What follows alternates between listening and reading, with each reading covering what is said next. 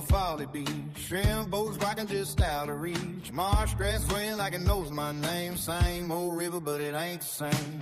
Spanish moss in a live oak tree. She's barefoot dancing right next to me. Got a Dixie cup full of Tennessee gold and a story that her daddy told. We ain't in no hurry, baby, let it roll like the tide coming in on a Carolina soul. We're living on low country line, salt in the air and whiskey on ice. Girls that smile like a summer night under those Charleston lights. From the backwoods stand on to a dock where the redfish run. Yeah, we don't need much to feel just right, just a little love and Saturday night. Palmetto moon in a shotgun sky, duck blind waiting as the birds fly by. Camouflage and a thermos cup, cold morning air gonna wake you up. Downtown King Street neon glow, she laughing loud at a country show. Got sand on boots from Sullivan Shore, says she ain't leaving, wants a little more. Every mile marker down Highway 17 feels like a memory wrapped in gasoline. We're living on low country line, salt in the air and whiskey on ice. Girls that shine like a harvest moon, singing every word out of tune. From the pine woods to the ocean side, we run these roads like a rising tide. Yeah, we don't need much to feel just right, just a little faith and a Friday night. Cypress knees and Carolina rain, football lights and a freight train. From Columbia down to Milford Town, you can feel that heartbeat in the ground. Raise it up for the old homestay, for the ones we love and the ones we wait for. Every backward memory made in the life where the good Lord stay. We're living on low country lines, whiskey burning, sweet tea wine. Girls that love like a hurricane, but kiss you soft like summer rain. From the deer woods to the attic blue, there ain't no place like me and you. Yeah, we don't need much to feel just right, just South Carolina and a Saturday night.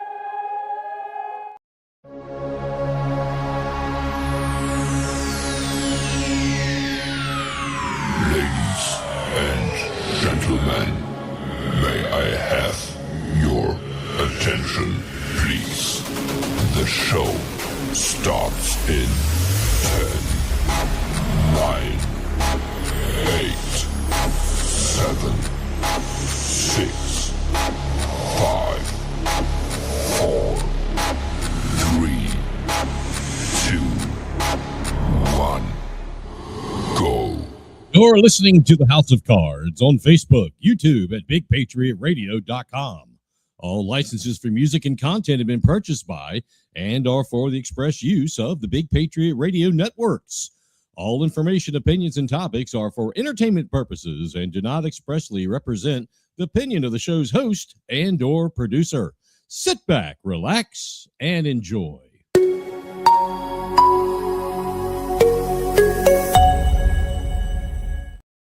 Hey, there you are. Good evening, everybody.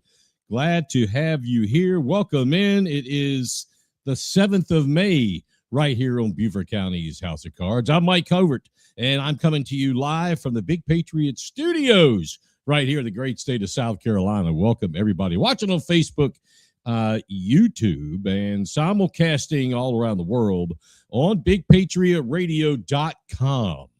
So glad to have you here. Thank you for joining in. This is like we're in year 3, close to year 4, something like that now. Has to be. Our favorite Thursday night date, if you will. If you're on Facebook and YouTube, please be sure to like and follow, and as always, share. Please share our page and our stream, and of course this show, so folks that are in your network will be able to enjoy it as well. Go ahead, share it away. If you're on YouTube, you can also like it there, smash that button, and share to your friends. If you're on Big Patriot Radio, just know that we appreciate you listening in no matter where you are. Looks like we got some folks right now, once again, out there at the air base in Omaha, Nebraska. They had been gone for a while. We typically, for a while there, had like 4 to 6 people or devices tuned in, and they were gone for a while. Now they're back. Don't know who it is, but welcome from out there in Omaha, Nebraska. Also, don't forget, right here next door to me, the little QR code. Go ahead and scan it. Give it a scan. Yikes. Give it a scan with your phone. Just take it out and give it a little scan right there. And that will take you to the buymeacoffee.com link. I almost had a big accident.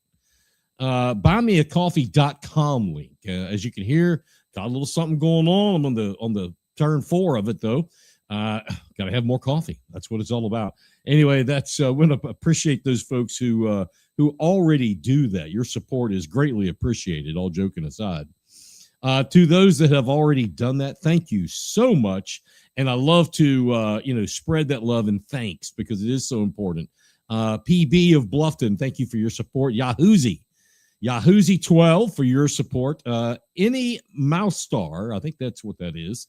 Thank you. In Pardo 523, BG. Thank you, BG, for all your support. We want to thank Gemini 8224, Bob and Chuck 180, CAD M17, and of course Peter Cottontail 26. Thank you for your support. Cliff W 53. Thank you so much. And anybody else, and if I missed you, I apologize. We'll make it up to you. But thank you so much for your support of Beaufort County's House of Cards and BigPatriotRadio.com. Turn up the radio. Bringing you the best selection of hits for your listening pleasure. Yeah, so let's get into it. BigPatriotRadio.com. Yeah, just a little reminder, obviously we have this election thing coming up. Well, we're going to have, every year we have it on the election night for the primary or primaries, and the general election. We have an election night show. Big deal, really big deal. This year, no less. It's going to be a really big deal. A lot of really big races going on out there. If you have a business, whether you work for somebody or it's your own business, if you want to have your business's name, logo, likeness, tagline, slogan, whatever, on BigPatriotRadio.com and Beaufort County's House of Cards election show, let us know.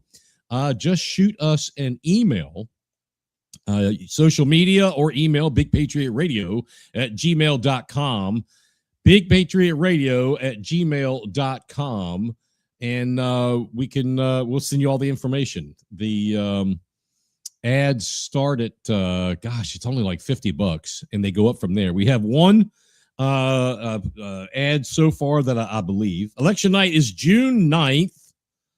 That's primary day for all political parties, Democrat and Republican, here in South Carolina. So get ready. And if you'd like to help us out and get your name, your business on the air, in the video, and, of course, all over the world on BigPatriotRadio.com, just give us a shout. Let's go!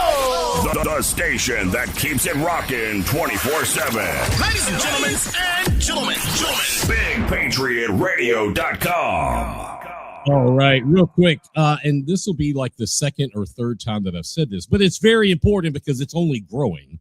And we have a huge show for you, by the way, tonight. I hope you have something ice cold to drink, some popcorn. Our first guest is back there in the green room, partaking of whatever we've got back there tonight. I'm sure it's something delicious.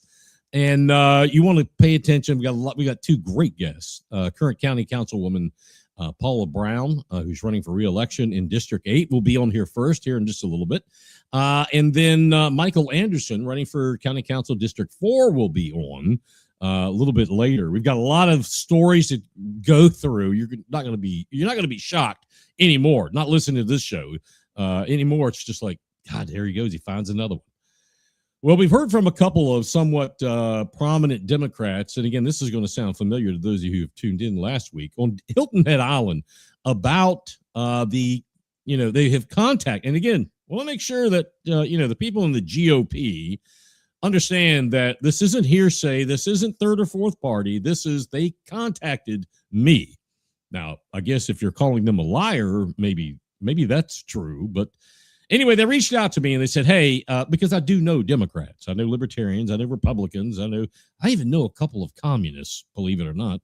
A handful of socialists. So I spread the love.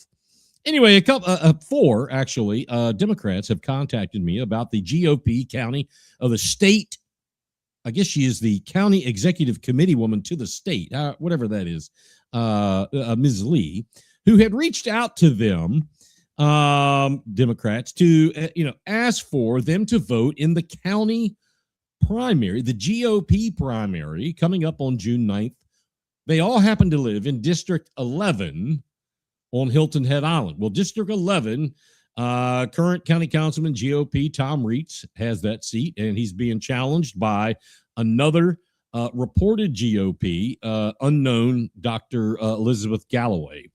Well, again, these four folks have said that the executive committee woman has contacted them and said, since there's no Democrat, would you vote? Remember, folks, our primaries here in South Carolina are open, so you can do this. Would you vote in the Republican primary for District 11? Vote for Elizabeth Galloway. This is the same story they all four told me. Well, I call that absolutely hypocritical when same said executive committee woman has been for years talking about joining the party together, stop the bickering, stop the, killing each other, don't vote for or don't run against a sitting GOP member, blah, blah, blah, blah, blah. And then this is what happens. I mean, do for thee, not for me, whatever kind of deal going on. I find that it's not only ironic, it's disgusting. It's disgusting. I made that known to the county chair, and we'll see what happens. Anyway, changing lanes real quick. I wanted to talk about something you saw in the headline. The title of the show is Bandwagons. Could it be where your freedom ends? Now, I know a lot of people may be going, what on earth are you talking about? Bandwagons. And I had a couple of graphics that I put up on social media through the day, so I would assume most of you caught on. But what amazes me is how fast people will jump on a bandwagon if you wrap it up in convenience. Tell somebody, think about this with me for a second. Close your eyes. Tell somebody 20 years ago. 20 years ago was, what was that? 2006. All right. That seems like yesterday, but it's 20 years ago. Tell somebody 20 years ago that one day they'd carry a device tracking their location, listening to their conversations, collecting their spending habits, scanning their face, and storing their personal data. They would have called you, I guarantee you, because I fall into this. I would have called you, and they would have called you a dystopian, or they would have called it, rather, a dystopian nightmare. I don't know anybody that wouldn't agree with that. Now, 20 years later, 2026, they line up overnight for the newest version. They line up overnight for the newest version. That's why conversations about global currency and human microchipping aren't as unrealistic as people think. That's right, global currency and human microchipping. The real issue isn't whether that technology exists. The real issue is the human behavior. People adapt to convenience faster than they question the consequences. Am I making sense? Let me know. Go in your chat bar. Tell me, dude, you're making perfect sense. Or, dude, what have you been smoking? I tend to think the former. This makes total sense. Think about this just for a second. Cash is disappearing. For years, I've always made the comment when we go somewhere, did you have any cash? No, I don't have cash. I'm not allowed to carry cash. That's ha-ha funny. But in reality, I've been to places now and go to pay. Oh, I'm sorry, sir. We don't accept cash. What do you mean you don't accept cash? Cash is king. Not anymore, it's not. Digital payments are everywhere. Yeah, you can take your card and tap it, sure.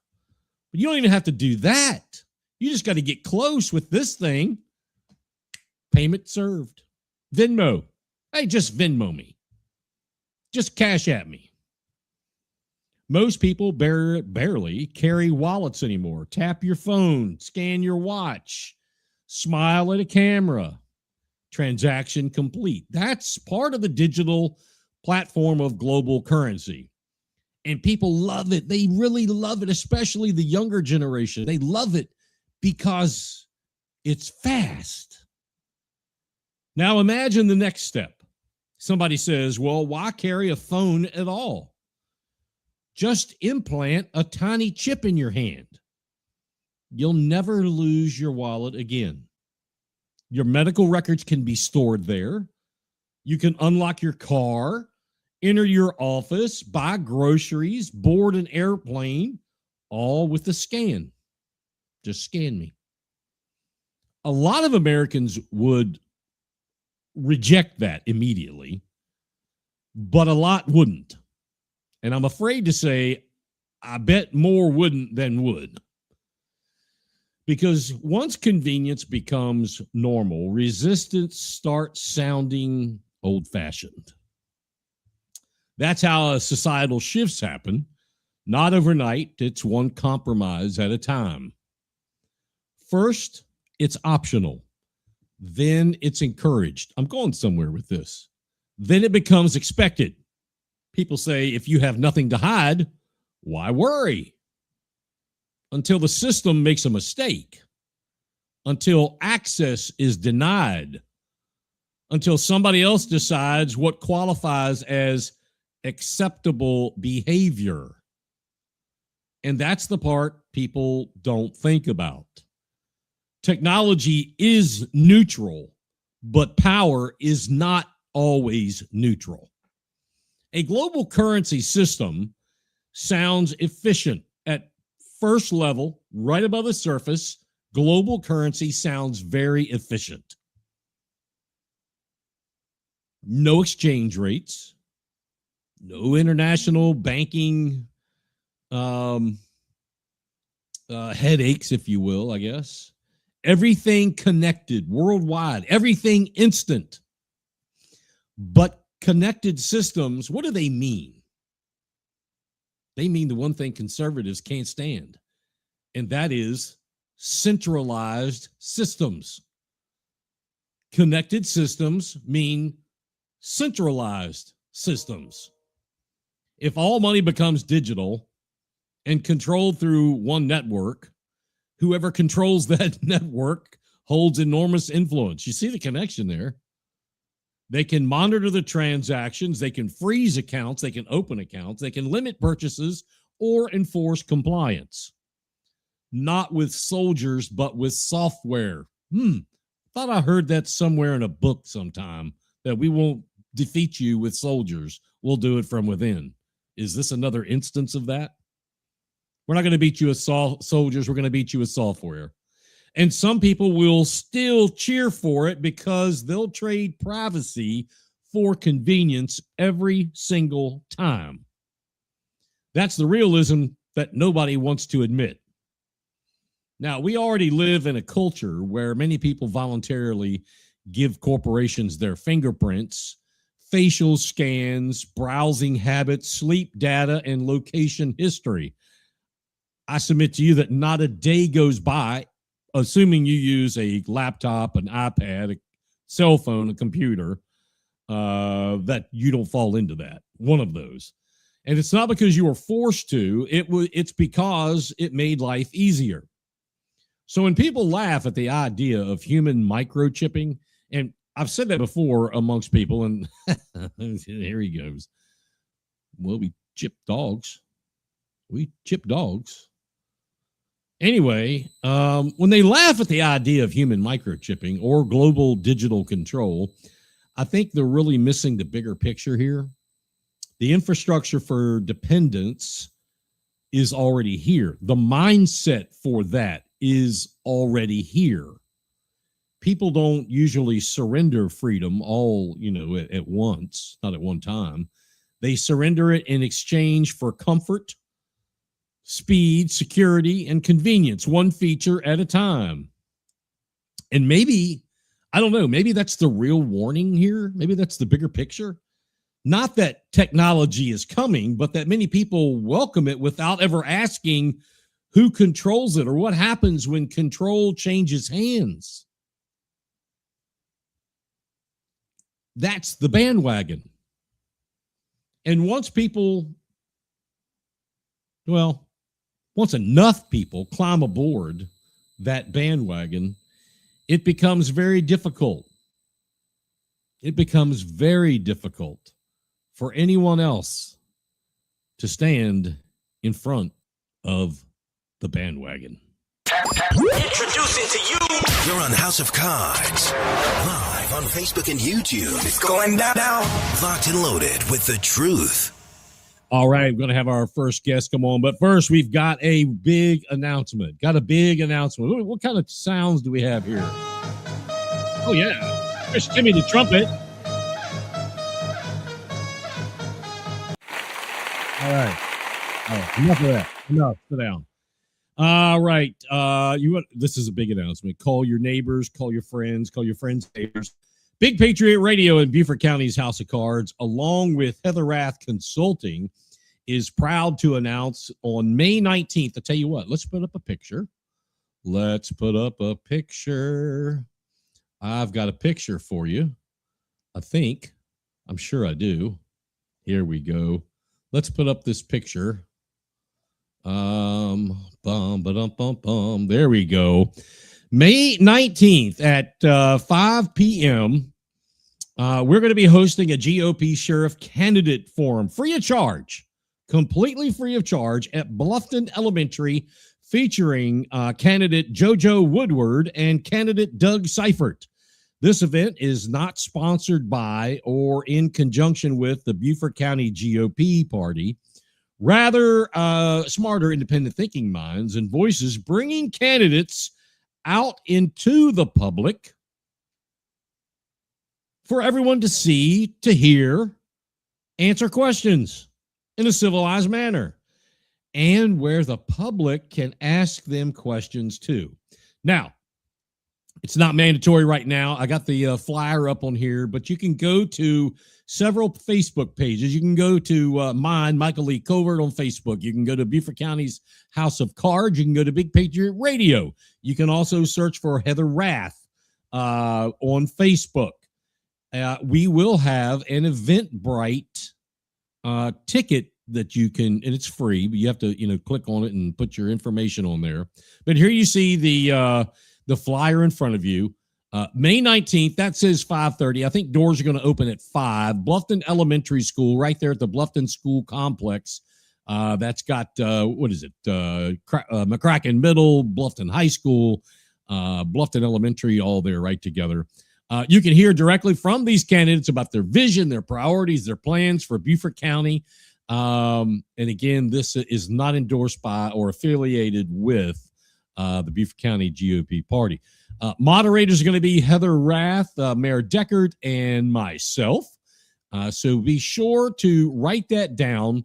You're going to be seeing much more about it everywhere as time goes forward.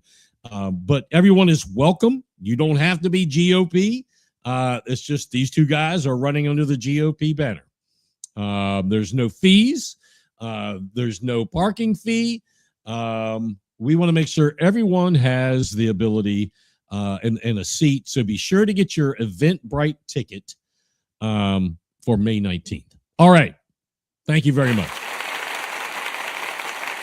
Thank you. All right. Our first guest is going to come on here. Let's pull this up. She is completing her first term on county council. She represents County Council District 8 right here in Bluffton, which I guess to put that in, where is that on the map? That's like all of the northern side of 278, really from McGarvey's Corner all the way down to like the bridges to the island.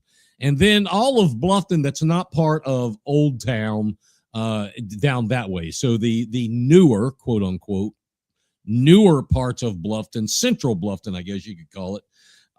It may not be all that wide in mass. There's a lot of people right there. Please join me in welcoming to the show Paula Brown. Hello, Mike. How are you? I am good. How are you this evening? Well, congratulations on 3 years. I didn't realize it's been 3 years, but then again, I've been on county council for 3.5. So that's right. And I think, well, if you've been on there 3.5, yes. actually, we may be at 4. And okay, yeah, it might be. Well, it's good to see you. You too. I am. How is everything going? Well, I want to talk about my campaign. All right. And what I have accomplished in the last 3.5 years. We want to hear. Okay. My campaign is about accountability, courage, and trust. On January 3rd, 2023, I took the oath to serve on county council. At that time, Mike, I voted for Alice Howard to become the vice chair. That vote failed. However, a week later, I received a phone call from one of my constituents, and he said, "You weren't up there 3 minutes, and you are already voting for someone north of the Broad. If you continue to do that, you will not get what you need for your district when it comes time." Ooh. That person was my opponent. That mindset is not helpful, but I would like to tell you and share with the audience what I have done on county council, not only for my district, but for all of Beaufort County, because I'm a team player. Mm-hmm. First, let's start with 5B. 5B is a road. As you well know, when you were on county council, you had to deal with it too, I understand. Yep. A duplicate road, and the county council voted for a $30,000 study, another study. And someone trusted me enough to contact me to let me know, and Mike, you know this too, and you could probably say it better than I can say it. As a council member, we are allowed to amend the agendas at the next council meetings. And I revisited the previous vote for 5B, along with all of my constituents that filled up the council chambers and the overflow room. Mm-hmm. Well, the funding was rescinded, thank goodness. So I saved the taxpayer $30,000. Amen. Yeah. However, Latz continued with a $200,000 study. And guess what? They found the duplicate road was not needed. Not only did I save the county taxpayer, but my opponent was on Latz committee. Latz is low country area transportation system, right? Study, or for those that don't know. Yeah. Latz. And despite residents from Rose Hill, Woodbridge, Traditions, Shell Point, requesting an amendment for the transportation plan to remove the 5B from the Latz, my opponent did nothing. So he ignored the very people that he wants them to elect him to represent them for the next 4 years. Let's talk about Belfair. Mm-hmm. I received a call from some constituent in Belfair. He told me that he was not able to vote in his own neighborhood. He had to go vote in another precinct. Mhm. He, along with 2 other residents of Belfair. Well, I called the elections office, and they told me that a bill had to be passed through the South Carolina State House, and the governor would have to sign it to reverse those lines that were drawn incorrectly, so they could vote in Belfair and vote in their own neighborhood. Mhm. Right? Okay. I got it done. Oh, With the help of our legislators, and we have some great legislators, I got it done. My constituents, I called them and told them that they could, we would mail their new voter registration card, and they were so excited. They said, no, we're going to go in and pick up our voter registration cards. And thank you so much for your professional efforts. outstanding. Yeah. Mike, 4 years ago, you mentored some of us that were running on county council. And and I remember a lot of what you said, but one thing that was very, very important. If you're elected in the primaries, you need to go to all the council meetings. You need to take notes. You need to absorb all the information that you can and learn. Right. Well, I have never seen my opponent in any council meeting. Green space. I'm really proud of this. You've done awesome with that. I'm proud to be on the first council to pass the green space ordinance, and get it up and running. We have preserved 11,000 acres in green space. That's 11,000. But you know what that looks like? This is what it looks like. A football field is 1 acre. Think about that. 11,000 football fields. Put it in that perspective. Amazing. Truly amazing. So a vote came up on council for more green space on Hilton Head. Yep.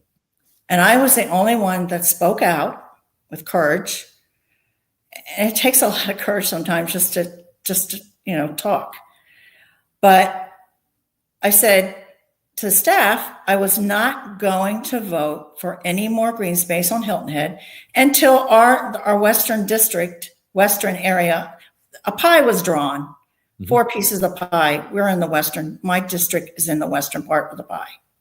Okay. And I've gotten nothing at this point. And I said, I'm not voting for any more green space until we get something. Well, I am happy to report to you tonight that I got 400 acres of green space right here in my district. That saved approximately 150 homes and 300 cars on the highway. Has that been done in the last 20 years in your district? No, No. not that I know of. Green space Yes, just came out. Green space just came out. Yeah, and we're working on 300 more. Wow. We'll see what happens. Wow. Party affiliation. Well, let's go back for a second. The voters had said enough development, and I'm delivering on that, and I've delivered on it. Party affiliation. I'm hearing from my party that I'm really a Democrat. Wait, whoa. They're That saying I'm a Democrat. you're really a Democrat. Yeah, I'm a Democrat.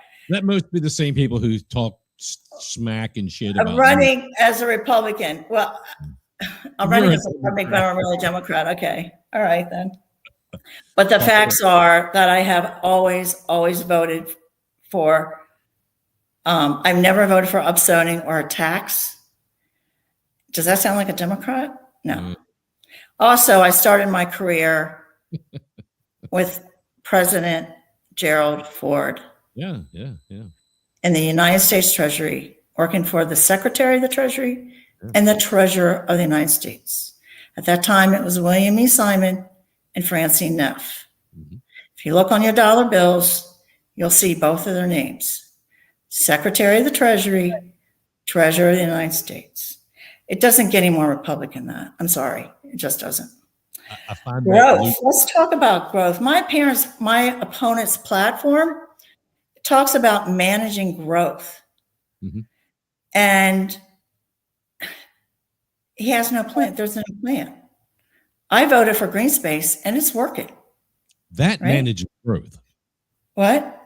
I said that manages growth. Manage growth. Right. My opponent's platform speaks about curb cutting and service roads and managing growth. These are words of a novice. No understanding of what is within county council purview. Referendum. Tom Reitz and I voted against the referendum 2 years ago, I guess. We voted against it because people didn't trust us.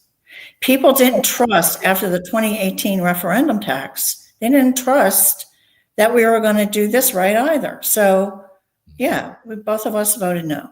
And I don't know about Tom, but I received numerous calls, emails thanking me. I had people at my door my neighbors thanking me for voting against that tax. Awesome. Cherry Point. Cherry Point is off of I-170 near Okatee Elementary School. Well, there was a developer that went in and was going to redo the zoning so he could build 300 homes on 71 acres. Right. We received many emails from people in that area asking us to vote no. I wrote down every single name and phone number and called every single one of them and asked them to come into county council and tell us in person, no. And they did. And the vote failed. See, that's the way it works. That's leadership. Right? Yeah. Well, that's true too. So when the people call me and the folks trust me, they listen and I deliver. I listen and they deliver. I'm sorry, because I listen and deliver. School district. I was in a finance committee meeting last year. And the subject came up about the Farmers Co-op selling food to the school district. Someone from the audience contacted me. They trusted me again, a stranger, and said, you better check with the school district because I don't think that's correct. So I contacted my counterpart on the school board and he said, I'll get back to you. Well, the CFO got back to me. They hadn't bought food in 2 years. Good God. 2 years, but they are now, and the kids are getting fresh farm-raised food from Beaufort County. Good. And then there's the HSB report that Tom Reitz and I voted to give to the sheriff. Nobody else did that. Right. The HSB report to give to the public that the public paid $350,000 for. We voted to give it, and Tom and I were the only ones that do that. Yep. The USCB arena, I voted no because one of my constituents brought up the fact that, hey, there's a campus down on the south end of Hilton Head, and I want to know if it's being used.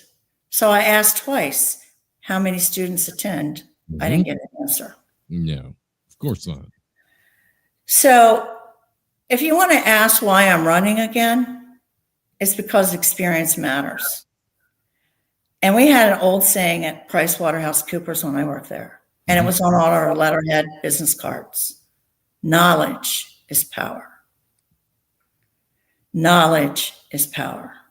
I have the experience and the courage to speak out, and the people trust me, and that's what they want.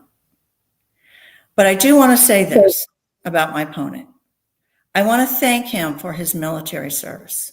And in a time that this country is at war, I want to thank him for his military service. And I also want to thank him for the work he's done on the Transportation Committee. But let me be clear.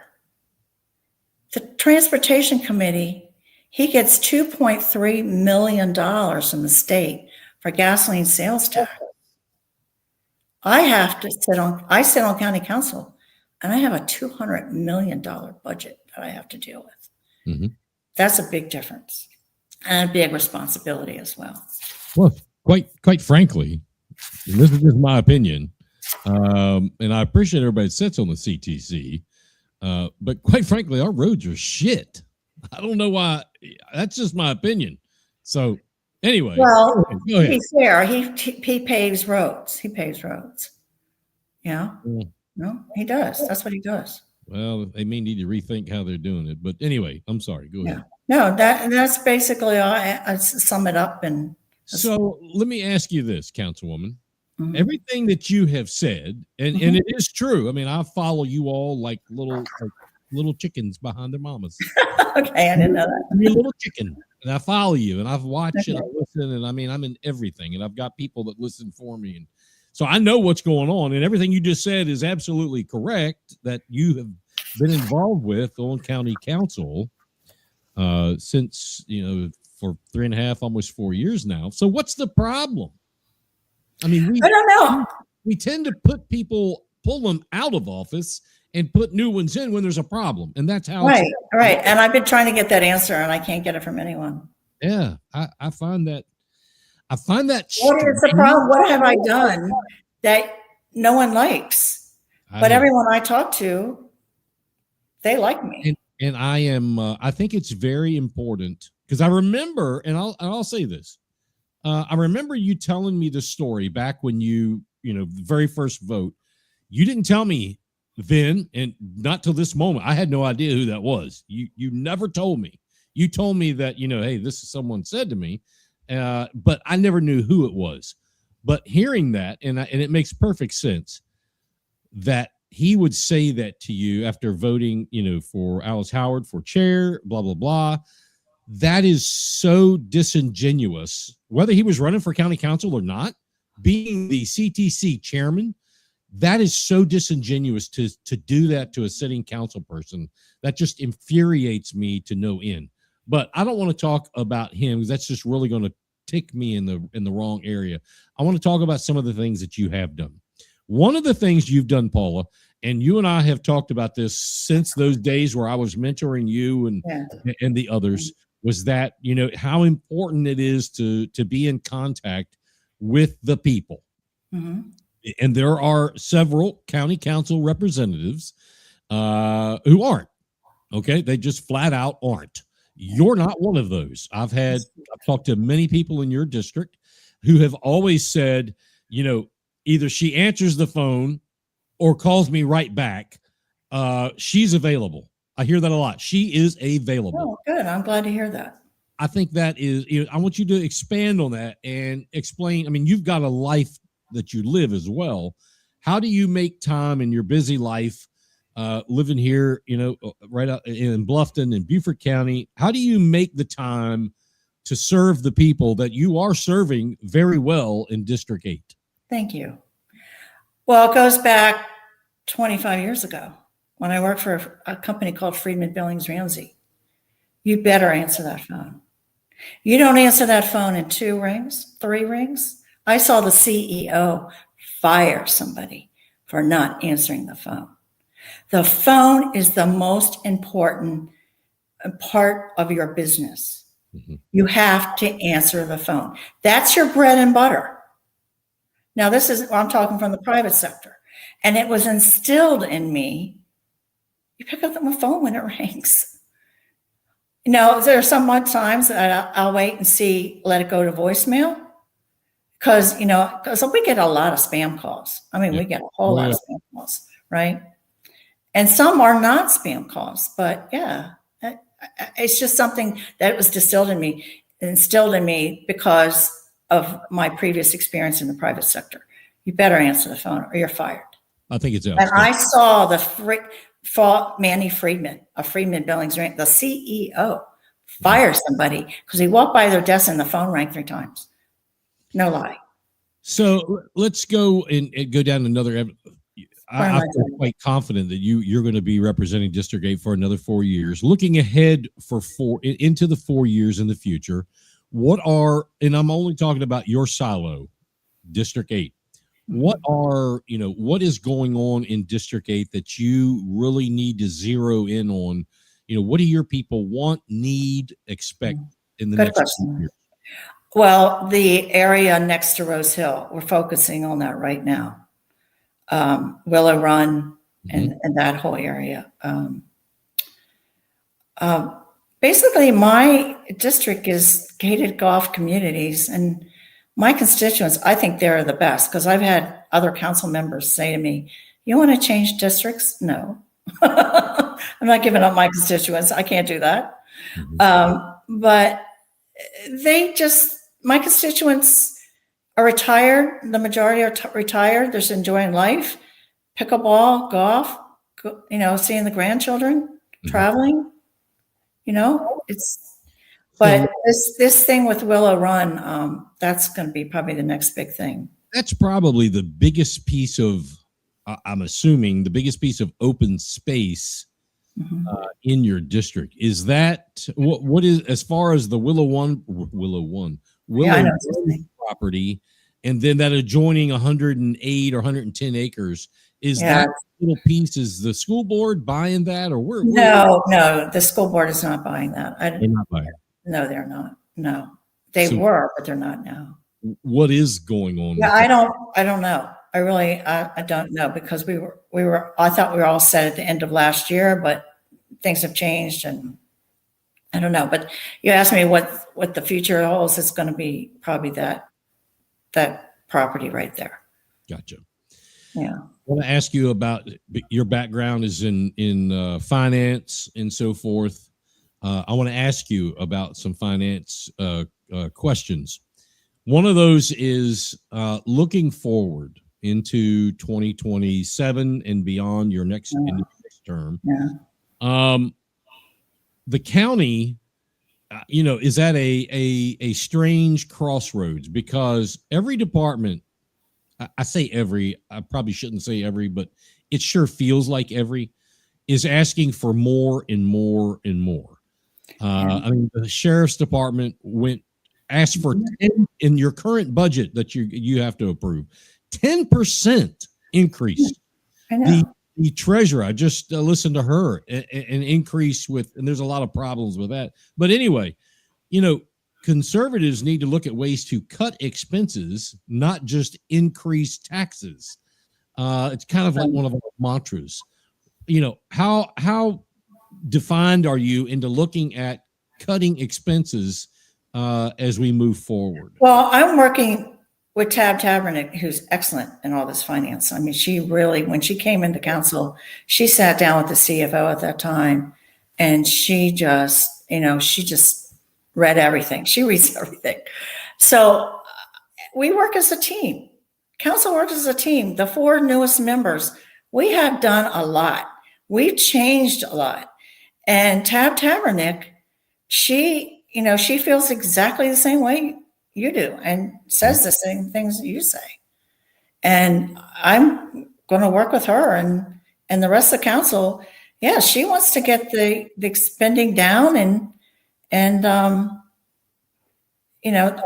some people come in and they want, I don't know, was it 200% more than what they got last year or something? Unbelievable. Paul, I can't believe we're at the end of our time. I know. So tell everybody, a last pitch effort, why they need to pull the I'm showing my age, but check the mark for Paul. As I said before, because knowledge is power, but yet I have the experience now, and I have the courage, and people trust me. And one thing I have to say, with all the 2018 tax referendum, no one trusted council. No. But I have a lot of people that trust me, and they call me and they try to help me, or they recommend something or whatever. And I take all their advice. I take their advice because I listen to the people that voted for me. I don't listen to the party who selects candidates and suggests that people vote for them. No, That's right. And that's not why the way it works. Sorry. you are so spot on. And folks, if you didn't understand what she just said, please hit replay later on. She listens to the people, not the party. And that's the same. And it's not the entire party. It's a trifecta of dingalings that think she's more Democrat than Republican. Holy Jesus. What is this world coming to? Paula Brown, ladies and gentlemen. Thank you so much, Mike, and congratulations. Thank you. We'll see you Have soon. a good evening. Thanks. All right. It is 10 minutes before the top of the hour. We have another guest coming You up. have an incoming transmission. Drop the tailgate, y'all. Your attention, please. You're listening worldwide to DJ Magic Mike We're gonna have a good time. on BigPatriotRadio.com. That's right. That is me. Big thanks to Councilwoman Paula Brown. She is a sweetheart. I've enjoyed working with her and in various atmospheres over the last 4 years. And I firmly believe she will continue to represent the people of District 4. District 8 without a hiccup anywhere. She is fantastic. And I just hate to hear, especially when, I don't know, people that are running for office. Let me tell you that here's what I'll say. People who run, and I've said this before, people who run for office need to understand that media, big, small, fat, skinny, whatever, all media can help you or can bury you. Some media doesn't like every candidate. Every candidate doesn't like all media. But it is a necessary thing to work with. But if you as a candidate blow the media off, you are worthless. If you blow the media off, you are worthless. I have spoken when I was a county council to many media folks. Alan Packett used to run through new reporters all the time. And as a councilwoman, I would tell them, hey, you can call me about anything from either end of the county. I don't care. I'll talk to you. But if you stab me in the back, I will ruin you, Mr. Reporter. Well, that same thing works the other way. If you're a candidate for office, such as her opponent, and Tom Reach's opponent, who ignores the media because they're either ignorant or scared, you're worthless. Anyway, enough of that crap. That's right, Nancy. Rose Hill is not what it used to be. It's not. Things have changed. Let's look here. All right, we're going to bring on our next guest. He is back there in the green room. Michael coming on next. He is running to represent County Council District 4 in Port Royal, Shell Point, and parts of the city of Beaufort. Please join me in welcoming Michael Anderson to the show. Hey, how are you, buddy? Hey, Mike, I'm doing well. Yourself? Can you hear me all right? I can hear you fine. Man, I love that shirt, dude. Oh, thank you. Yeah, that is awesome. Is that curiously, is that like stitched in, or is that a screen print? It is. Yeah, no, it's a full stitch in on there, and I've got two shirts that have it. So that way, if you're running and you accidentally spill something on your shirt, you can put on your shirt and keep it rolling. Man, that is fantastic. Well, good to see you, man. It's been a while. How's the world treating you? It's been busy. It's been busy up here north of the Broad, between town of Port Royal, city of Beaufort, and everything else that we've got going on. We've definitely been quite busy around here. So, but it's been good. It's been good otherwise. So tell everybody, you didn't really jump into this hard because tax season was going on. But when you did, you jumped in with both feet. County Council. Absolutely. Why the attraction to County Council? What made Michael Anderson go, all right, now's it? One of the biggest reasons for me is it comes down to spending, and with our taxes and property taxes. Every year we are expected to pay more and more.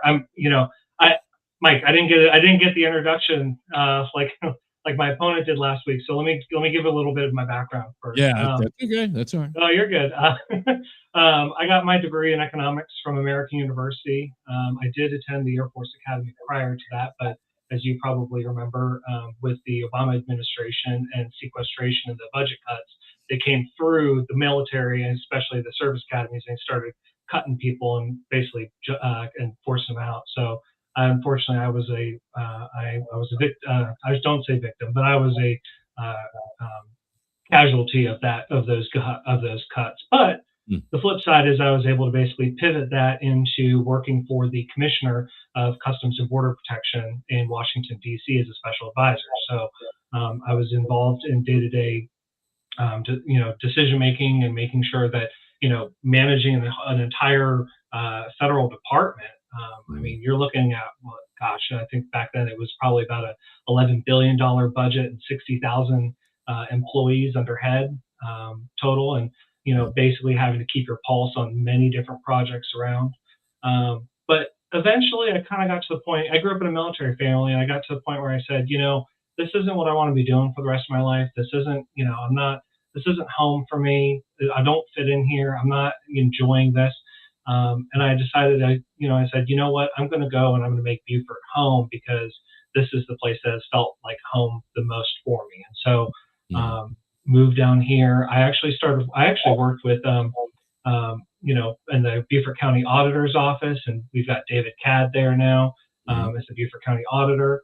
I was an investigator looking for improper tax bills. So, if taxes weren't quite right, someone was getting an exemption they shouldn't have had, I would go out and I would investigate those and make sure that the rolls matched what was being issued to people. I'm a fan of, if you're going to treat everybody equally, you treat everybody equally under the law.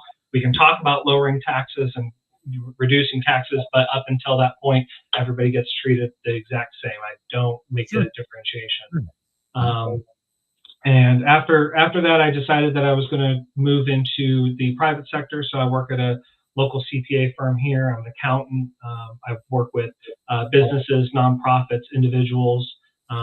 Still very, very detailed when it comes to tax work, but I'm a numbers person, so that's pretty much that's going to be that is my biggest strong suit, is looking at budgets and going after numbers. So yeah, there you go. Well, let's talk about that. And I looking at my notes, I forgot to get your bio. That's simply my fault. You're fine, Mike. You've been on here before, so I don't know what I was thinking. Maybe I just thought that. Anyway, let's talk about money. Let's talk about fiscal responsibility. 100%. You've been around the county. You know the workings of the machine. If Michael Anderson, county councilman, has the opportunity to start looking at where money is being spent, and I'm sure you've already had a chance to to do some looking where you can. Where does the attention need to begin to try to cut expenses, possibly, save the taxpayers some money, reduce taxes, but still provide services that, 200,000 people require to have? Where do you start with that? So, we've had, I'd say probably in about the last 3 years, we've had some very unusual expenses. One of my campaign videos, I highlighted down in Port Royal at Bruce Edgerly Park, a $350,000 bathroom. Now, the bathroom is 2 stalls, and it has a small storage unit part of it. And there's a window that they've got basically be a concession stand for ball games and stuff. That window alone is $4,000. I have the invoice. Wow. Yeah. And if you look at the video, it's probably no more than one of the yard stands, a foot and a half tall. And yeah. And the thing about that is, as an accountant, I have clients that are construction companies, so I know what these things are going to cost, and I understand that there's going to be a little bit of an increase in cost when it comes to government. I was at the federal level. We see that. It's understandable. But 3 times the cost of what it should actually be built for, it starts to get a little bit excessive. And I start to question, I wonder, okay, is there anybody who's on county council right now who is sitting there and, is going to basically fight for every dollar? Because, when we say, oh, we just want to cut taxes, we want to lower taxes, that is an absolutely 100% noble goal. That is a noble cause. But the problem is, where do you start with that? How do you achieve that? You have to go after out of control spending. Well, if you have to go out of control spending, what do you go after first? I mean, there's a laundry list of things I've got. One of the things that we do every year is we spend about $400,000 on community service grants. Does every single one of these need? What exactly does that entail? What's our return on investment on this? Mm-hmm. I talk about meat and potatoes. I've gotten a little bigger over the years, but I'm a meat and potatoes guy. And sure. the core functions of government is, are the schools being funded? Are the roads paved? Are the infrastructure in place? Are we making sure that we're keeping ahead of public safety issues? I mean, there's a huge disparity in this county when it comes to, for example, the sheriff's office and where that is located and where most attention goes. And I have constituents, here north of the Broad, and they're kind of like, hey, we don't really have as much as you would see south of the Broad, and we want to make sure that we're not going to get left behind. And I want to work with anybody on county council. I'm willing to do that. I don't have an issue with that, but I just want to make sure that when we go to the numbers and we actually sit down and talk about expenditure, we're not spending the money $1 million. I've got a one that's going to be coming out. We spend $1 million a mile to pave the road or pave the sidewalk. It's a great sidewalk, don't get me wrong, but how many people are using it? What's our return on investment?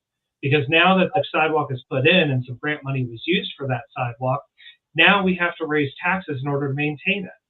And is it really necessary to put a sidewalk in the middle of nowhere for $1 million a mile and have to start raising everybody's property taxes to make sure it's maintained consistently? Right. That's really my goal, is to go after that and really go delve into those line item things, because people will say, oh, it's just 30,000 here, 40,000 here. Well, start adding that up and look where you're going to get. Look what you're going to get. Right. Let me ask you a question. I'm going to ask a question to County Councilman Michael Anderson. You're sitting there, and coming before you is the procurement director. Let's just say, I don't know, wants to buy a dump truck. Seems like every year they want to buy 2 or 3 dump trucks. And they say, well, it's one of their buzzwords. It's sole source. The county code says they have to have 3 bids. What does County Councilman Michael Anderson say to the procurement director who says, XYZ motor company is the only one that we got this bid from, and it's sole source, so that's what we're going with. Is that okay with you, or do you demand? It says 3 bids. I want to see 3 bids. I will say in most cases, I will always be pushing for 3 bids. I will highlight there is an example that the county does have a sole source contract with, and that is with like the fire engines, for example. There are not many fire engine companies in existence in the United States. And we pretty much have contracted with a particular one to be a sole source, and that has gone through multiple points of checking to make sure that is we are getting our most bang for the buck on that. So that would be kind of an example for that. When we're talking about fire trucks, that is such a specialized piece of equipment. It's not really tangible to go out and say we demand 3 different sources or 3 different options on this. That just tends to be one of those things where it is such a specific need that we just kind of have to do a sole source on those. There's a big difference between a fire truck and lawnmowers or whatever. Exactly. You mentioned something I liked hearing you say. You mentioned the phrase the core functions of government. A lot of people who get into this game either don't know that or they forget that. When you look at the entirety of Beaufort County under the purview of county council, where are they going off the rails and getting outside the bounds or the boundary lines of the core functions of government?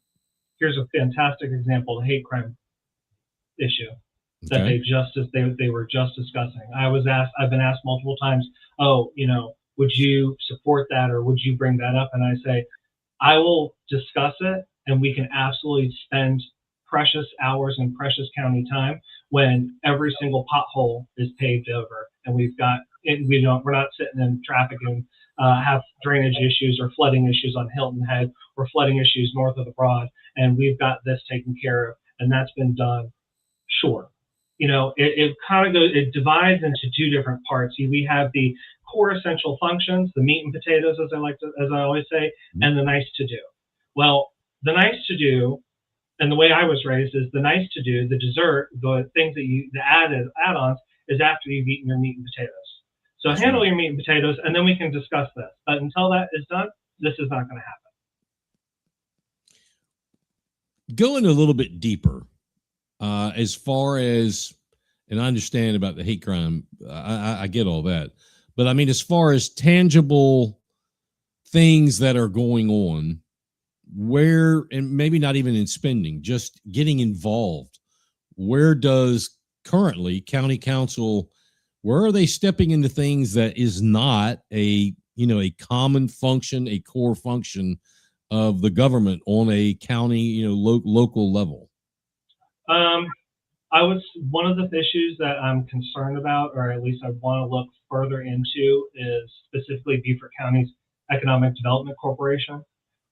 We spend a lot of money on that. They recently have just started to do an audit to basically take a look, because they are receiving taxpayer dollars, so an audit should be done. But I feel to a certain extent, my question is, what is our return on investment on it? Okay. We have, here's an example. Port Royal, okay, the town of Port Royal has decided that they are not going to participate in contributing money to the Economic Development Corporation.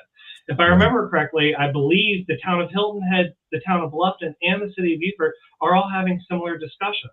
So at that point, when none of the municipalities want it, and the county is essentially funding it and throwing money into it, what is our return on investment? If even the municipalities don't want to have that, then why are we funding it at a larger county level, essentially? And that would be something that if we cut that, then we go, fantastic, we have all this money that we can put into our meat and potatoes. What is actually? I'm sorry. Go ahead. Well, it rolls into something. That is very concerning. Are you aware of the property tax exemptions for the apartment complexes that is going on north of the Broad right now? I'd love to hear about this. Go ahead. So essentially, it's South Carolina state law. So this is nothing the county can actually control at a county level. This is actually up to the legislators. So anybody listening to this, I would say call Merle Smith, the Speaker of the House in Columbia, and say this has got to be addressed before the end of this session. I know that they're talking about redistricting and everything. I say that's fantastic, but here's the problem. You can redistrict all day long, but that's not going to help you when everybody's broke. And the reason I say that is because the exemption, the way the law is set up, is if these apartment complexes, if they offer a certain percentage of affordable housing, right, and as part of their partnership, their actual tax structure, they have a nonprofit that is also a part of it as well. The percentage can be very, very low. It's almost non-existent in my opinion. They are completely exempted from paying any property taxes whatsoever in perpetuity. I'm going to say that again. They are exempted from paying any property taxes in perpetuity. And the problem with that is because the requirements are so low, we already have seen this with the town of Port Royal and Preserve. They lost $300,000 in tax revenue just in their operating budget right there. Wow. I've done my own calculations on this. I actually went through earlier this week and I sent an email out to several town councils and city of Beaufort, and also to the county council as well, with my calculations. If every single, based off of my own calculations, if every single one of these apartment complexes is able to qualify for this. Now, it's not a full encompassing. I don't know where everyone is, but I can, you can go on Google public records, search for apartment complex, and it pops up with a whole list. I went through, and this is my experience in the auditor's office. I went through their property tax records. You are looking at a loss at the county level of $4 million. The school would be losing $11 million. The city of Beaufort would lose $350,000. Port Royal would be absolutely devastated by losing $1.3 million. Their budget is $11 million. That is over 10% of their budget gone, executed. Bluffton would lose $720,000, and Hilton Head would lose about $135,000. And the issue with the tax, with the way that this loophole is going to wipe out and devastate the county, the municipalities. We're going to lose this tax revenue, and then we're going to have to the county will have to come back and say, guess what? We're going to have to raise taxes on you, Mike. We're going to have to raise taxes on Paula and Helga and whomever, and we're going to have to go and raise taxes on all of them, and that's not something anybody wants to do. Why is this not being talked about? I mean, are you the only one that has the knowledge of this? No, I'm not the only one. I think the issue is it hasn't been quantified. I've spoken to several people at the town of Port Royal and also the city of Beaufort. Nobody had an exact number because nobody was detailed enough to sit down and now again, I'm not privy to internal county communications or what have you. Sure. But as far as my understanding is, this is not that no one's actually put an actual dollar figure on this until I sat down and went through the property tax records. And I looked up and I said, okay, this is what their bill would be. Wipe it away. This is how much we would lose.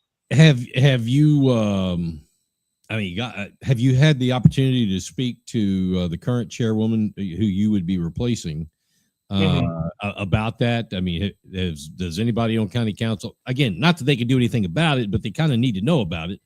And how about our delegation? Has this come to their attention yet? I have been in touch actually with the entirety of county council. I sent them my calculations. Okay. I emailed that to them. I've also been in touch with our delegation as well, giving them physical actual numbers, something tangible, to go off of. So that way, if they say, if someone questions and says, how much are you guys going to lose? And they're like, a lot of money. No, we actually have something that you can push back with and say, this is, we're looking at upwards of $20 million in this county. And that is a huge game changer when it comes to a county that was already taxed enough already. Yeah, that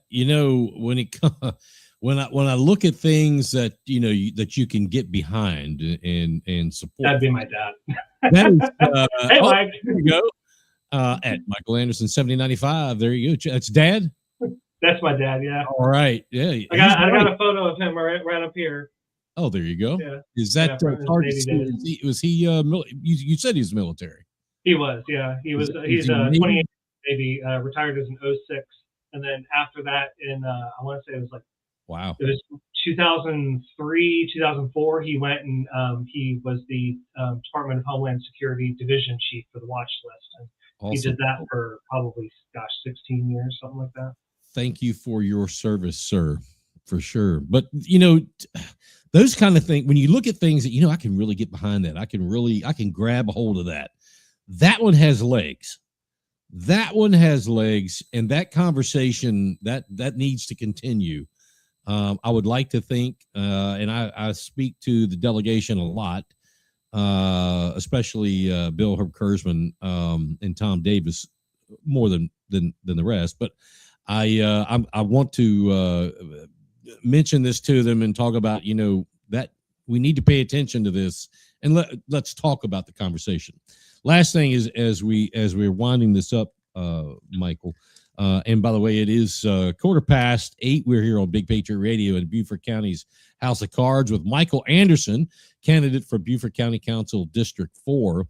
Have you had the opportunity to talk to Kevin Phillips, the mayor of Port Royal, Mr. Cromer, mayor over in the city of Beaufort, and even the chairwoman, Alice Howard, who sits in your spot now? Have you had the chance to, I'm sure they know you. You've been around here a while. Have you had a chance to talk to them, say, this is what I'm thinking, any pointers or love your support or anything like that? I've spoken to them. I know, Phil Cromer knows me. He's known me for years. Kevin Phillips is very much the same way. And then also with Alice, I sat down with Alice, I want to say probably, maybe about 3 weeks ago, and kind of talked to her about, what she was, concerns that she had because the biggest thing is I want to make sure that we have continuity. So what projects has she been working on for years and years that the public might not know about, but whoever is going to be stepping into District 4 as the county council person for, what projects are so that way, because again, I don't like reinventing the wheel. We don't have the time, we don't have the bandwidth, we don't have the luxury of sitting there, basically trying to figure out where the bathroom is for the first 6 months. You've got to hit the ground running from day one, and have to have been involved for a while, for many, many years. I've been doing that. I've been doing that at the city level with the city of Beaufort. I sit on the Parks and Tree Advisory Committee. I've only been on for a year, but since I've been on there for a year, the city no longer allows clear cutting of new developments. So new development comes in, clear cutting's off the table. We strengthen tree protection. So, when they come in and they want to get really close and they say, oh, we'll just concrete right up to the base of it, not going to happen. You've got to have a certain diameter from the certain distance from the tree, trunk of the tree, because we've seen this before. You concrete up to it 5 years down the road. Well, it's got to get them down because it's been starved of water. Oh, too bad, so sad. And then they go through and finish out the paving for it and get their extra parking spot or two. Sure. You can't be doing that anymore. I've also, one of the big things, especially with like the Parks and Tree Advisory Committee, I've actually pushed and initiated the first canopy study in the city's history. So that basically is going to look back at the last 25 years of how much of our canopy have we cut down, and then it informs our plan, our urban forestry renewal plan, moving forward for the next 25 years. Now, here's the thing: I'm cheap. Okay, I'm cheap. I'm an accountant. I'm very cheap on this. They said I had committee members with me, and they're like, "Oh, well, we've got $1,000 in the tree fund. We could spend it on." No. And I went, no. I want that money for planting the trees. The issue is what we can do is we can get the grant money from South Carolina, from the Forestry Service, because we've never done one before. We've never done a canopy study before. So it's going to be very easy for us to use that grant money. Now, again, it is still taxes. However, it is a less of a burden on our local people to go for that grant money. And my philosophy on it is they're going to issue the grant anyway. So why not us? Instead of somebody else, why not take the grant money ourselves and use it for especially now we have the Beaufort delegation, the influence that they carry at the State House now. I mean, they're chairs of 4 or 5 committees, powerhouse committees. Beaufort, Jasper County have especially Beaufort has the poll at the General Assembly now. So I think, Mike, you bring some perspectives that are fresh and that need to be talked about. And I'm really glad to hear this, man. Do you have any appearances coming up? Any big rallies and stuff like that? Absolutely. Yeah. Okay. So we've got, how it is campaign season. You've got your laundry litany list.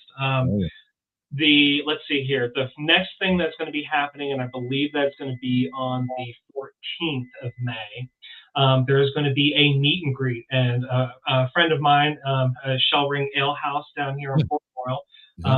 There's going to be a candidate meet and greet. My opponent's going to also be there as well. So we're kind of doing that in conjunction because, again, I'm all about working together. So we're going to be doing a meet and greet then, followed directly by a few days later. We're actually going to be having a candidate forum. Now, typically, Beaufort County Chamber of Commerce puts on a candidate forum and televises it on the county channel, which is great, but it's only for the general election. And we don't have a Democratic general election opponent, so they're not going to be putting one on just for the primary. So I went to my opponent and I said, hey, we need to give the people of District 4 something. We need to be able to present them options and have a debate style format. So I went to him and I said, let's work together on this. That's going to be a few days after the candidate meet and greet, which is going to be a great turnout. And then we're also going to have the candidate forum right after that. And then I'm sure you probably know the Get Out the Vote rally that the party GOP is going to have on the 17th. And I think they're up to like 40 candidates now, to include Alan Wilson, Mark Smith. I think even Ellen Weaver is going to also be there as well. So they're going to be at this. That's going to be on May 17th, and that's going to be at the GOP headquarters there in Richland. That's right. That's right. Well, Michael, I tell you, I wish you the best of luck. We're coming down to the wire. We're going to have, you probably heard, you were on a little bit early. We're going to have as we always do, election night coverage. So, your race is, you guys are one of the hot ones we're going to be following. It's a very important seat on county council. So, absolutely. I can't wait. And I want to have you back on here soon. So, ladies and gentlemen, Michael Anderson, he's running for county council, District 4. So all you folks watching that are in Port Royal, that just left the, oh my gosh, I just had a brain fart. What's the restaurant at it used to be Dockside. Now it's Fish Camp. Fish Camp, yeah. All you folks that just left there to get home to watch hockey that are listening on BigPatriotRadio.com, you need to pay attention. You got a big race in District 4. Michael Anderson, it's a pleasure to have you on here, and look forward to having you on here again soon. Thank you very much. Thank you, Mike. Looking forward to it. Absolutely. Michael Anderson. All right. It is, we're at 8:20. Two more things coming up here right quick. You have an incoming transmission. Drop the tailgate, y'all. Your attention, please. You're listening worldwide to DJ Magic Mike. We're gonna have a good time on BigPatriotRadio.com. All right, we've got two things left, and these are both, this is unbelievable. And thank you to everybody that came on and spent some time with those two candidates. Anyway, real quick, this is one of these stories is big news, and we broke it first. Anyway, this first one, and I was hoping that the lieutenant governor would be on here. Her camp told me she would be, but I'm sure she's got other things to do. Anyway, this is just some commentary. A few weeks ago, there was this huge dust-up about the lieutenant governor, Pamela Yvette, and she was invited to speak at the commencement ceremony at South Carolina State University over there in Orangeburg. And look, here's the deal. I find the commentary since that big dust up from some of the students, actually all that I actually heard, and some of the school officials from South Carolina State, absolutely absurd. Why was it absurd? Well, when your university only has a graduation rate of 17% for four-year students, I find that pretty freaking absurd that you are having a problem with the lieutenant governor. If you have a graduation rate of, triple that, and that's terrible, then come back and talk. But 17% in the four-year students is their graduation rate, and they act and behave this way. I just find it, if you want some credibility, how about this? Then, South Carolina State, if you want some credibility in this game, you need to clean some of your closets out. You know what I'm saying? Furthermore, the school contacted the lieutenant governor. She didn't call them. They called her to speak. She didn't call them. She made that perfectly clear in the conversations I had with her team. I mean, the hypocrisy, it's real. Anyway, last story. Big news event. Some of you may have seen this on social media, and I gotta talk about it. Beaufort County's House of Cards was the first in the state, the very, very first to publicly post big news yesterday. Interesting is the recent culmination of conversation about redistricting in South Carolina. Yeah, I'm going to tell you in a second what that big news was. But it's interesting about this recent, about redistricting in South Carolina. And it's because it's specifically geared to address gerrymandering going back and forth, mainly about what is now District 6, Jim Clyburn's district, the only Democrat district seat to be held in Congress in South Carolina. Now, don't get me wrong, all gerrymandering is bad. I'm not a gerrymandering kind of guy, but I know the game. So anyway, I drew up a rudimentary map because I know they're going to redistrict South Carolina. I know that's going to happen. So I went ahead and drew up a rudimentary map, and I put it out there, and I shared it. And then I said, well, I'm going to go ahead. Okay, I'm going to go ahead and I'm going to change, and I'm going to get AI involved. See if I can bring this up here. Oh, no, that's not what I wanted. That's double of me. We don't want that. Let's try again. Anyway, I know they're going to do this. So let me see my attempt at redistricting. And here's what I came up with. This was, I took my raw drawing. I put all the data into AI, and all that data was population. Those are counties. And I put all the population in by county. And then I started divvying them up by population and by demographics. Nothing by political party and nothing by race. I wanted to exclude that to get all of the bull crap conversations about he's a Republican, he's going to do it for them, or he's a Democrat, he's going to do it for them. I don't want to hear that. So I took all that out, and this is what I came up with. And 740,000 people per congressional district average is where these districts are supposed to be. Some will be a little more, some will be a little less, but it has to be similar. And this is what I came up with. And when I came up with this, it still remains, quite frankly, a solid GOP state. The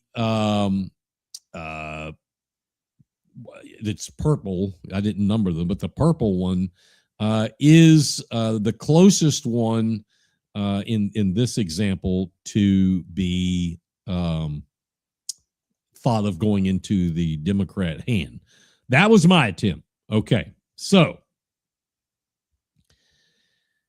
and that was done with some help from AI just to crunch those numbers. Now, yesterday,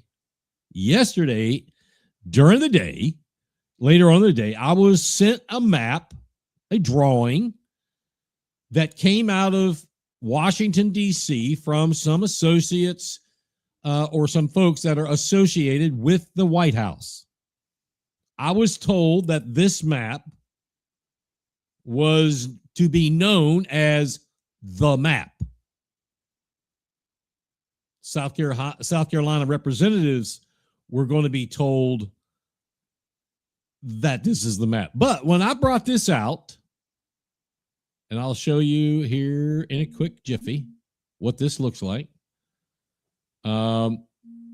South Carolina House of Representatives at that time had not seen this. All right. So I put this map out, and you can see it now. And I added all this. This is their map and my overlays from Big Patriot Radio.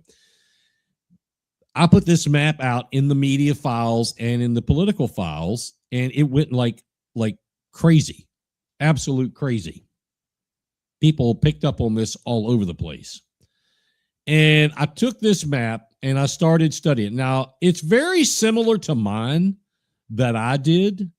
Similar, but some major changes. The major changes, and if this was done by population and demographics without political consideration and racial consideration, this map right here would take South Carolina from a 6-1 GOP state to an easy 5-2. Well, what are those two? Well, District 2, which is the green one, which I don't know if you can see my cursor, but that's this green one right here, and you see the red 2. That one, and the new District 6, which is up here in the upper, that's Florence and Marlboro, Chesterfield, Kershaw, places like that. Those two would be easy Democrat districts. If the day is right or the day is wrong or the stars align, District 1, which is Beaufort County, Jasper County, Colleton County, Dorchester County, Berkeley County minus up here by the lakes, and then a portion of rural Charleston County. This would end up being a GOP plus 1, maybe 2. And if the stars align, District 1 would also be Democrat, making this a 4-3 state. So let's move forward. That was yesterday. I sent this out. People started looking at it going, I think you're crazy. I said, hey, it ain't for me. I didn't make it. I'm just sharing it. This came from people associated at the White House. It came on South Carolina House Redistricting Committee paper that they stamped it. It's preliminary map. Well, today comes by, and at the end of the session today at the State House, people got a map. Now, let me stop one thing. Up here at the very top, where Pickens and Anderson and Greenville, some of the people in the State House that saw this and other media, this is wrong. This is all AI because the counties are flip-flop. AI does that all the time. The lines are the same. They've just got these names in the wrong spot. So get off your high horse, and you know the game. You know the rules. You know how this works.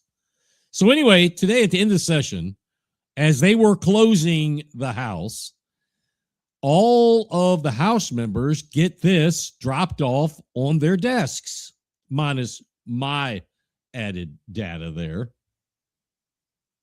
The place went apoplectic. Now, a lot of folks have said, they've contacted me last night and through the day. They said, I don't understand. You got to be wrong about this, Covert.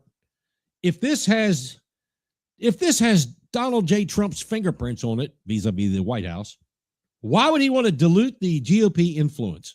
Well, because I can tell you this. His fingerprints aren't on this. Whose are? I'm not free to tell. I don't know. I don't know who came up with it. Somebody at the White House, because it came from the White House, came up with this. GOP members, here's the deal. GOP members are being told to vote on this map. It was funny last night and during the day, the naysayers, he doesn't know what he's talking about. Somebody even put up a Freedom Caucus map. It was all red. We're going to redistrict the state, and it's going to all be GOP. That is the biggest line of horse shit I've ever seen. Who in the right mind would think that they would do that? I mean, for me personally, do I like it? Absolutely. But it ain't going to happen. That just isn't going to happen. Well, I was right last night, and I'm right today, because now the House members get this map. So here's the funny thing. Again, the GOP members are being told this is the map. The map. And you are to vote on this map. You've seen them all make comments on social media that, yes, the White House is behind, they're telling us to redistrict for conservatism, blah, blah, blah. Read between the lines here, people. GOP members didn't know this. Think about this. Now, House Democrats, they're duck walking right now because they're always being told to vote opposite on anything the GOP says. If the GOP says that the sun comes up in the east and sets in the west, the Democrat Party in South Carolina says they're full of crap. It comes up in the south and goes down in the north. That's how they behave. So immediately the House Democrats are saying, this is a shit map. It's all GOP and they're gerrymandering. Wait a minute, goofs. Wait a minute. Get your staff to look at this. And you're going to find this is actually this suits you. Is this potentially dangerous? Absolutely. If you're a conservative, absolutely. Again, the House members today were given the map. The map, the official map. It was the Michael Covert delivered map, oddly enough. Yes, anytime I can beat Fitz News or WIS or WCSC or WTOC or whatever. I mean, you got to take a win and take a win. You know what I'm saying? And hey, Beaufort County's House of Cards got to win. Anyway, what's happening that's worse than this right now is that House leadership are, and I don't mean this personally, but they're looking like buffoons. And people are wondering, like, WTF, what are we voted on? What's going on? Yesterday, here's an example. Yesterday, a senior South Carolina GOP House member chairs, I think he chairs a subcommittee, maybe on rules, maybe. Anyway, he took to the podium, about this redistricting. He made comments like, what map? Y'all keep talking about a map. I don't know about any map. And then today, this appears.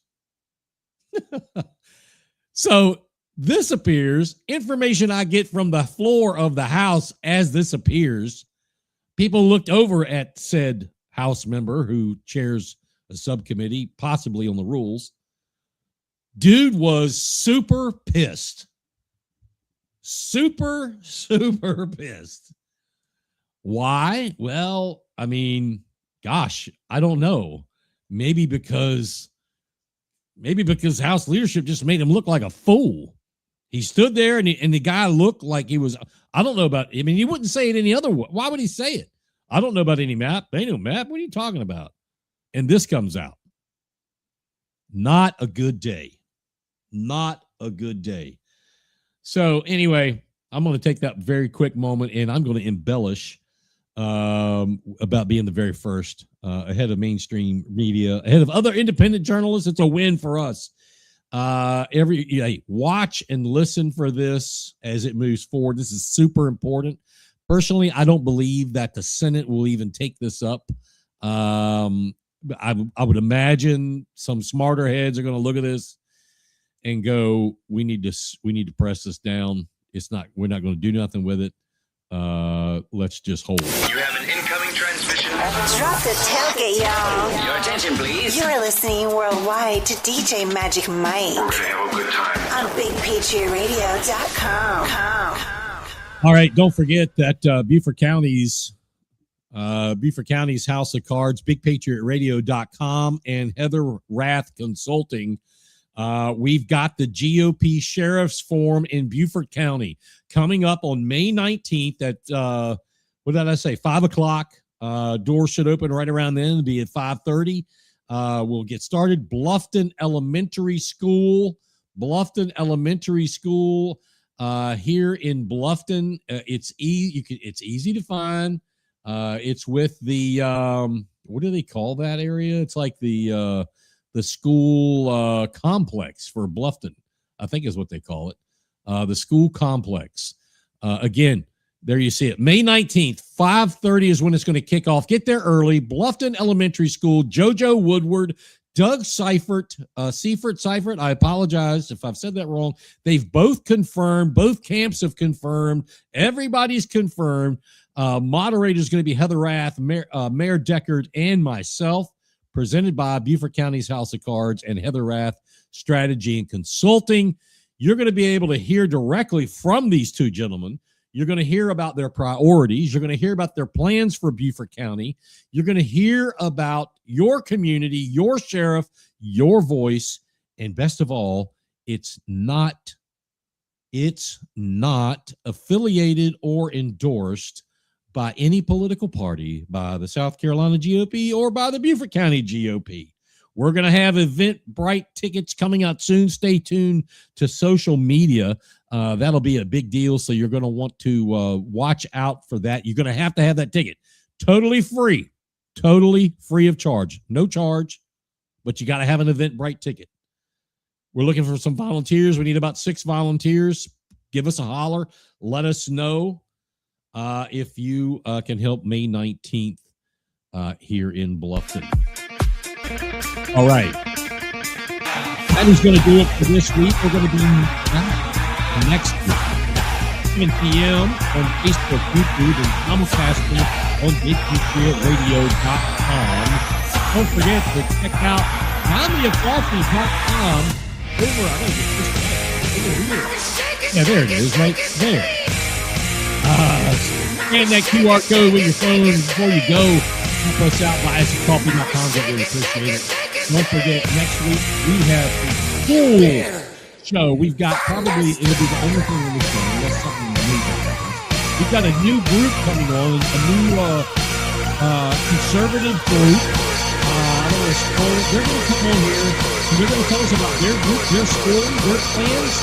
Man, it's very interesting. It's very refreshing. I had a chance to meet with them over lunch this week and talk. It was great. You're going to enjoy it. You can't wait to hear what they say about elections, about their group. It is this ECA, I think the politics are. And they're going to talk about the affairs of Beaufort County. Earth-shattering, I should say, very lightly. But it's just love it. Please don't forget to like and share this stream. Click on the notification bells. Share us on YouTube and on Facebook. Thanks to Jimmy Red and Low Country Lines on the opening stream. We appreciate everybody. Until next week, be safe and watch your six, America. Good night. Satisfaction. Push me, and then do I can get my satisfaction.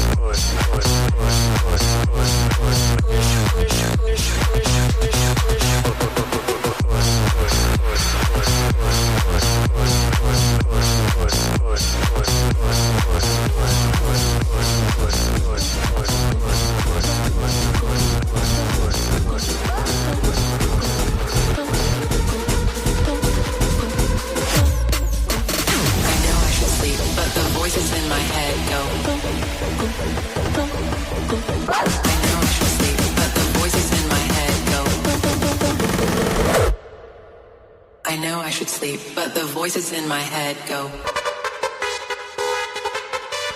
I know I should sleep, but the voices in my head go. I know I should sleep, but the voices in my head go. I know I should sleep, but the voices in my head go. I know I should sleep, but